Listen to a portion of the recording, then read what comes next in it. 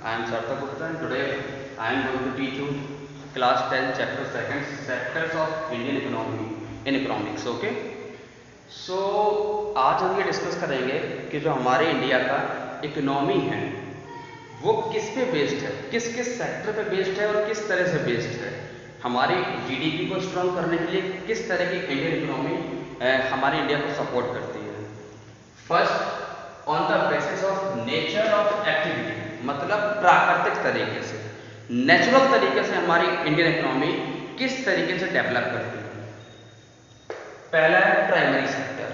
On the basis of nature of activity का first point primary sector, directly using natural resources, जो हम natural resources को directly use में लाते हैं, यूज करते हैं, जैसे कि एग्रीकल्चर, डेयरी, फिशिंग, फॉरेस्ट्री, ये सब हमको नेचुरल मिलता है।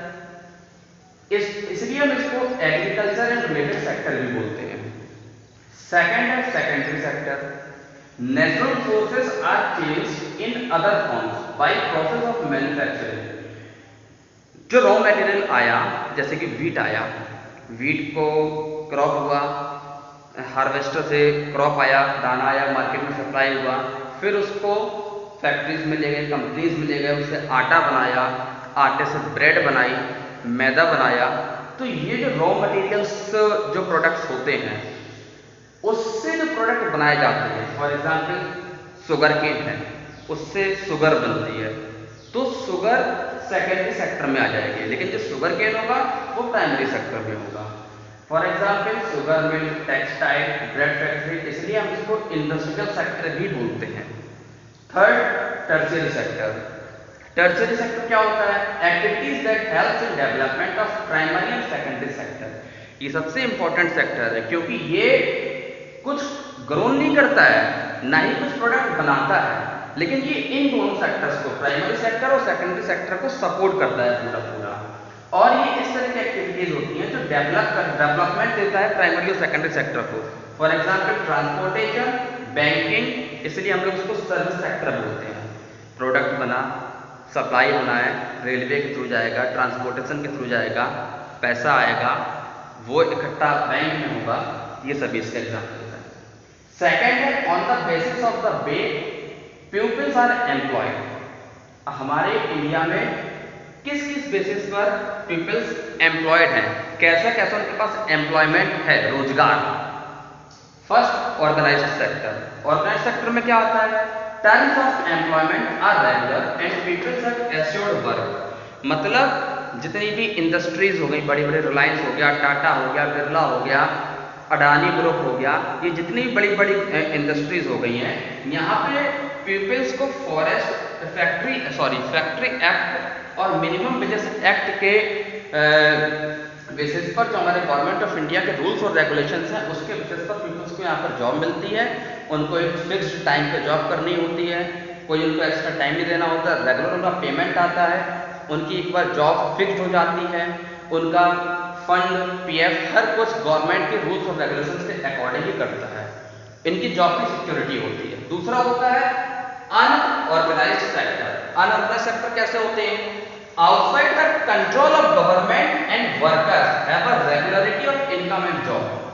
मतलब जो सरकार के अधीन में नहीं आती हो, मतलब कोई ऐसे वर्कर्स होगा जो स्ट्रीट में काम करते हैं, ठेले लगा लिया, अब इनकी कोई रेगुलर इनकम तो है नहीं है ना। आज देखिए कोरोना महामारी चल रही है, जितने लेबर हैं, मजदूर हैं, सबसे ज़्यादा यही परेशान है। आप देखिए ठेले लगाते थे, सब्जी बेच रहे हैं, फल बेच रहे हैं, अब उनकी जो इनकम थी पूरी तरीके से खत्म हो चुकी है, बंद हो चुकी है।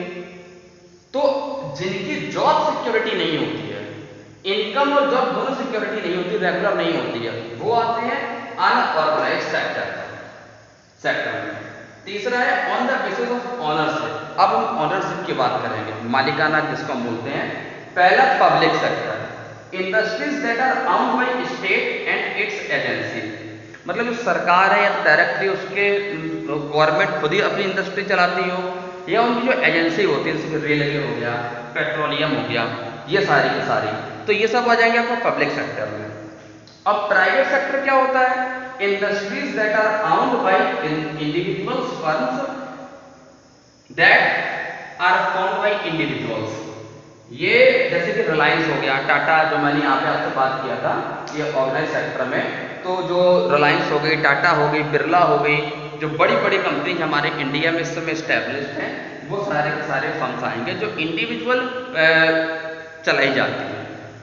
अब हम बात करेंगे, तो मैंने अभी आपको बताया कि on the basis of nature of activity, primary sector, secondary sector, tertiary sector, on the basis of way of peoples are employed, organise sector, unorganise sector, on the basis of ownership, public sector and private sector. Okay, अब हम बात करेंगे GDP, gross domestic product. अब ये क्या होता है, इसकी हम बात करेंगे।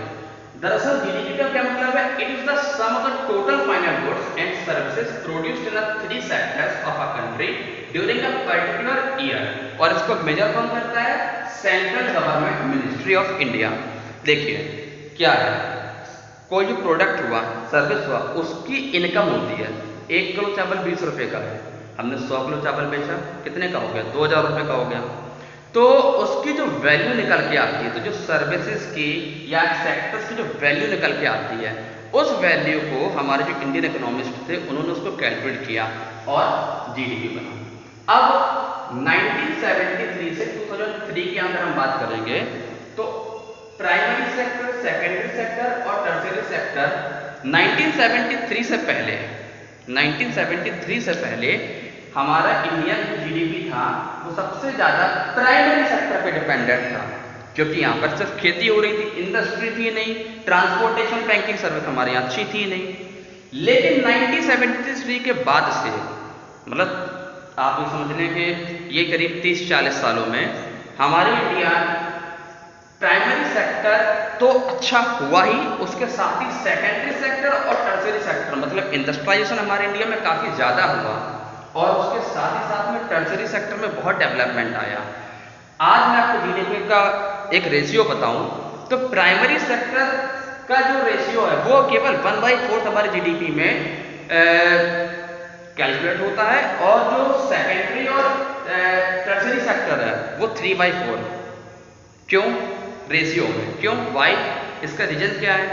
रीजन सिर्फ ये है क्योंकि जो बड़े बड़े कंट्रीज हैं, आज हमारा टर्शियरी सेक्टर और सेकेंडरी सेक्टर सबसे ज़्यादा फला फूला है, और उसमें जो प्रोडक्ट बने मार्केट में जो सप्लाई हुई है उससे सबसे ज़्यादा इनकम हुई है, और आज हमारे इंडिया में भी डेवलपमेंट हुआ। आधे से ज़्यादा आबादी आज भी प्राइमरी सेक्टर पे ही डिपेंडेंट है, लेकिन उससे जो रॉ मटेरियल होता है, जो प्रोडक्ट बनता है, प्रोडक्ट सप्लाई होता है, उससे ज़्यादा इनकम होती है, और वही हमारे इंडिया के जीडीपी को ग्रोन करने में सबसे ज़्यादा हेल्पफुल हुई है। NSSO, national sample survey organisation, ये एक ऐसा संस्था है, एक ऐसा संगठन, ऑर्गेनाइजेशन है जो इन सभी का सर्वे करता है। अनएम्प्लॉयमेंट किस तरह का होता है हमारे इंडिया में? अनएम्प्लॉयमेंट की बात करेंगे तो दो तरह का, एक डिस्प्यूट अनएम्प्लॉयमेंट और दूसरा ओपन एम्प्लॉयमेंट।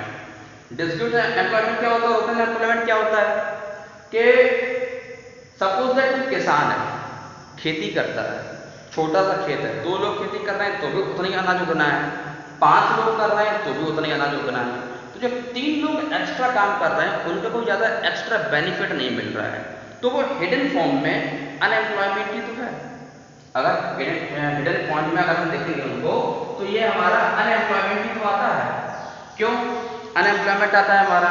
क्योंकि वो 3 लोग खेत पे काम कर रहे हैं, कितना भी पैसा उससे, जो अनाज से पैसा आ रहा है, उतना ही कमा पा रहे हैं जितना वो 2 लोग कमा रहे थे। तो ये आपका आ गया डिस्प्यूट अनएम्प्लॉयमेंट। और दूसरा है ओपन। ओपन में क्या होता है कि आप टैलेंटेड हो, डिग्री है, आपके पास स्किल है, लेकिन तो भी आपके पास रोजगार नहीं है, आपको जॉब नहीं मिल रही है। तो एक ये भी रोजगार, और ये रोजगार की समस्या हमारे देश में समय सबसे ज़्यादा है, गवर्नमेंट को जरूर देखना चाहिए। तो ये हमारा चैप्टर था पूरा सेक्टर्स ऑफ इंडियन इकोनॉमी, जो मैंने आपको अभी समझाया। और इसके साथ ही साथ में गवर्नमेंट ने कई सारी ऐसी स्कीम्स भी लॉन्च की हैं। फॉर एग्जाम्पल नरेगा 2005 में आई थी, 2005 में आई थी। इसमें 100 डेज का जो वर्क, गारंटेड वर्क दिया गया था गवर्नमेंट की तरफ से पीपल्स को, जो लेबर होते हैं, जो काम करते हैं, मजदूर होते हैं, उनके लिए। तो ऐसी गवर्नमेंट कई सारी स्कीम्स लॉन्च करती रहती है। और फ्यूचर में भी लॉन्च होंगी, उसके बाद भी कई स्कीम्स लॉन्च हुई हैं, लेकिन इनको किस तरीके से इम्प्लीमेंट करना है, कितना पैसा आ रहा है, कितना पैसा लग पा रहा है, तो इन सब पे गवर्नमेंट को कुछ नोटिस करना चाहिए। और यही सब बेस है जो हमारे इंडियन इकोनॉमी को मजबूत बनाते हैं। और अगर देश को तरक्की करनी है तो जाहिर सी बात है primary sector, secondary sector, tertiary sector, इन पे बहुत ज़्यादा फोकस करना होगा हमको। मजदूरों के लिए नरेगा जैसी कई सारी स्कीम्स को लॉन्च करना होगा, तभी हमारा देश एक संपन्न राष्ट्र बन पाएगा और उसको अग्रसर भी है, इसको डेवलपमेंट आप हो भी रहा है। So thank you. I hope आपको ये वीडियो देख के इस चैप्टर के बारे में पूरी नॉलेज मिली होगी, समझ आया होगा, और इससे रिलेटेड जो भी आपको नोट्स या जो कुछ भी होंगे वो मैं आपको व्हाट्सएप ग्रुप पर सेंड करूँगा। Thank you.